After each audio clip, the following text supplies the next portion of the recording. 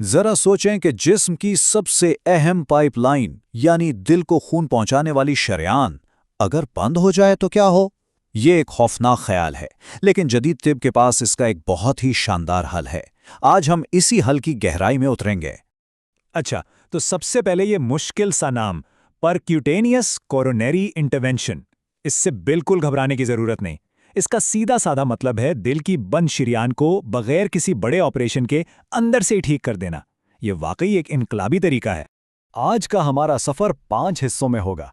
सबसे पहले तो ये देखेंगे कि आखिर मसला है क्या, फिर उसके जबरदस्त हल यानी स्टेंट को समझेंगे। उसके बाद स्टेंट्स की 2 किस्मों की कहानी सुनेंगे, देखेंगे कि हमारा जिस्म उन पर क्या रद्द अमल दिखाता है, और आखिर में उनसे जुड़े तवील मुद्दती खतरात से निपटने के तरीकों पर बात करेंगे। तो पहला कदम, मसला क्या है। इसे ऐसे समझें कि दिल एक इंजन है और इसकी एक फ्यूल लाइन है जो इसे खून की शक्ल में ईंधन पहुंचाती है। जब ये फ्यूल लाइन कहीं से बंद हो जाए तो दिल के पट्टों तक ऑक्सीजन और ज़रूरी तवानाई की सप्लाई रुकना शुरू हो जाती है। और जब सप्लाई रुकती है तो इसका नतीजा क्या होता है? ये हल्के सीने के दर्द से, जिसे स्टेबल एंजाइना कहते हैं, शुरू होकर एक मुकम्मल हार्ट अटैक तक जा सकता है। दोनों ही सूरतों में ये एक ऐसे खतरे की घंटी है जिसे बिल्कुल भी नजरअंदाज नहीं किया जा सकता। तो इस बंद फ्यूल लाइन का हल क्या है? यहीं पर एंट्री होती है हमारे आज के हीरो की, स्टेंट। ये एक बहुत ही छोटा जालीदार ट्यूब है जो इंजीनियरिंग का एक कमाल है। ये एक मजबूत ढांचे की तरह शरेयान को अंदर से सहारा देकर हमेशा के लिए खुला रखता है। और ये तरीका कितना आम है, इसका अंदाजा इस बात से लगाएं कि आजकल ऐसे 95% प्रोसीजर्स में स्टेंट ही डाला जाता है। वो पुराना तरीका जिसमें सिर्फ गुब्बारे से शरेयान खोली जाती थी, जिसे एंजियोप्लास्टी कहते हैं, वो अब बहुत कम होता है। यानी स्टेंट ही अब स्टैंडर्ड इलाज है। अच्छा, तो ये होता कैसे है? ये अमल बहुत दिलचस्प है। सबसे पहले एक बहुत ही बारीक नाली यानी कैथेटर को खून की नाली के जरिए उस रुकावट तक पहुंचाया जाता है। फिर एक छोटे से गुब्बारे को उस रुकावट के बीच में फुलाकर उसे दीवार के साथ दबा दिया जाता है।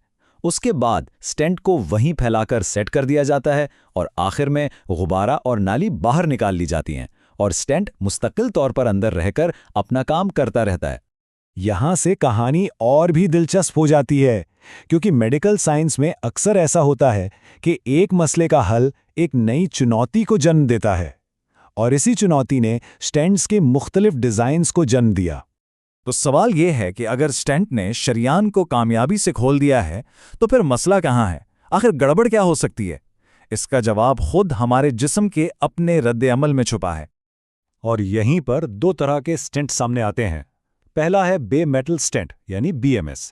ये बस एक सादा धाती जाली है जिसमें इस पर तेजी से अपने खलियों की तह चढ़ाकर इसे कबूल कर लेता है। दूसरा है ड्रग एलुटिंग स्टेंट यानी DES। इस पर एक खास दवा लगी होती है जो जिस्म के खलियों की इस बढ़ोतरी को बहुत सुस्त कर देती है। और यही वो समझौता है जिसकी हम बात कर रहे थे। जरा इस टेबल को देखें। बे मेटल स्टेंट में शरेयान के दोबारा तंग होने का खतरा ज्यादा होता है, लेकिन खून का लोथड़ा बनने का खतरा कम। दूसरी तरफ दवा वाले स्टेंट में दोबारा तंग होने का खतरा तो बहुत कम है, मगर खून का लोथड़ा बनने का खतरा थोड़ा सा बढ़ जाता है। यानी एक फायदा पाने के लिए एक रिस्क लेना पड़ता है। तो आइए जिस्म के इस रद्द अमल को जरा करीब से देखते हैं। सितम ज़रीफ़ी यह है कि जिस्म का जो कुदरती निज़ाम ज़ख्म भरने के लिए बना है, वही यहाँ सबसे बड़ी पेचीदगियों की वजह बन सकता है। पहली पेचीदगी है रीस्टेनोसिस। आसान लफ्जों में कहें तो ये स्टेंट के इर्द गिर्द जिस्म का एक ओवर हीलिंग रिएक्शन है। मतलब इतने ज्यादा नए खलिए बन जाते हैं कि वो शरेयान को अंदर से दोबारा तंग कर देते हैं। ये बिल्कुल एक अंदरूनी जख्म के निशान की तरह है। शुगर और गुर्दे की बीमारी जैसे अवामिल इस खतरे को और बढ़ा देते हैं। तो ये खतरात कितने आम हैं? रेस्टिनोसिस यानी शरेयान के दोबारा तंग होने का इम्कान 5 से 20% तक होता है, जबकि दूसरी पेचीदगी स्टेंट थ्रोम्बोसिस का खतरा सिर्फ 1 से 2% है। लेकिन ये 1 से 2% भी बहुत खतरनाक साबित हो सकता है। और ये स्टेंट थ्रोम्बोसिस क्या चीज़ है? ये स्टेंट की धाती सतह पर अचानक खून का लोथड़ा बन जाने का अमल है। ये तब होता है जब जिस्म के अपने खुलिये स्टेंट को पूरी तरह ढांप नहीं पाते हैं। ये एक मेडिकल इमरजेंसी है जो अक्सर एक शदीद हार्ट अटैक की शक्ल में सामने आती है। तो अब जब हम इन 2 बड़े खतरात को समझ गए हैं, तो सवाल यह है कि इनसे बचा कैसे जाए। इसका हल 2 चीज़ों में है, सही दवाएं और मुसलसल एहतियात। और इनमें सबसे अहम चीज़ जिस पर कोई समझौता नहीं हो सकता वो है एंटी प्लेटलेट थेरेपी। यानी वो दवाएं जो खून को गाढ़ा होने और लोथड़े बनने से रोकती हैं। ये स्टेंट लगने के बाद जिंदगी का सबसे अहम उसूल है। आमतौर पर इसमें 2 दवाएं शामिल होती हैं। एक तो एस्पिरिन, जो अक्सर जिंदगी भर लेनी पड़ती है, और दूसरी क्लोपिडोग्रेल जैसी दवा, जिसका दौरानिया स्टेंट की किस्म और मरीज की हालत पर मुनहसिर है। और ये बात गांठ बांधने वाली है, डॉक्टर के मशवरे के बगैर इन्हें कभी नहीं छोड़ना चाहिए। आइए वक्त के हिसाब से इन खतरात को देखते हैं। प्रोसीजर के फौरन बाद खून बहने जैसे मसाइल का रिस्क होता है। पहले 30 दिन सबसे नाजुक होते हैं, जब स्टेंट पर लोथड़ा बनने यानी थ्रोम्बोसिस का खतरा सबसे ज्यादा होता है। और फिर 3 से 6 महीने के अरसे में शरीयान के दोबारा तंग होने यानी रीस्टेनोसिस का खतरा अपने उरूज पर होता है।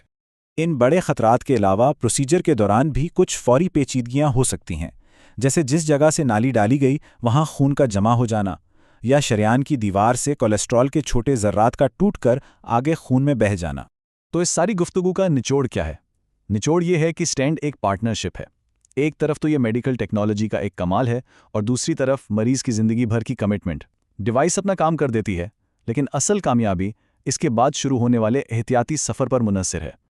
और आखिर में एक सवाल जो हमें मुस्तकबिल की तरफ ले जाता है, क्या साइंस और टेक्नोलॉजी की तरक्की से कोई ऐसा परफेक्ट स्टेंट बन सकेगा जो शरीयान को दोबारा तंग होने भी ना दे और उस पर खून का लोथड़ा भी ना बनने दे? क्या ये इंजीनियरिंग का समझौता हमेशा रहेगा? इस सवाल का जवाब ही इस फील्ड का मुस्तकबिल तय करेगा।